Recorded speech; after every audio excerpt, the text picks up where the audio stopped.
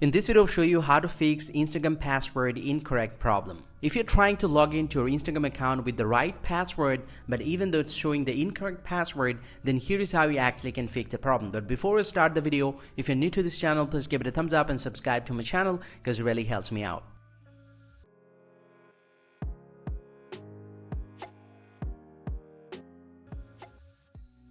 So if you're frequently getting the incorrect password error, you just need to get back from here first. And from the home page, all you have to do is just need to press and hold the Instagram application like this and then tap on app info.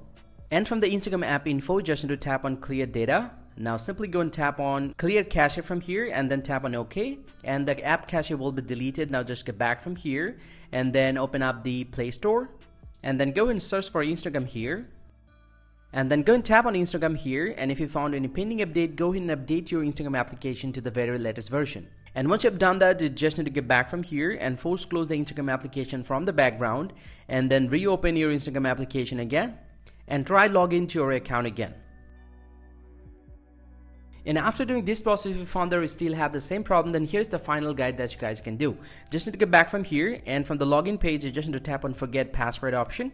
And from here, you need to enter your email address or the username. So I'm going to type in my username here and then simply go and tap on continue.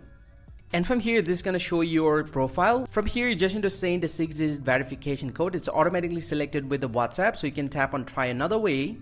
And this is going to give you a couple of options where you can actually send your 6-digit verification code. So you can either select your Gmail account or you can even select your WhatsApp account. And from the list, let's say I'm going to select the Gmail account, for example, but you can select any verification method that you want. And I'm going to tap on continue here. And this is going to send a verification code through this email address. And then simply go ahead and enter the 6-digit code here. And then tap on continue.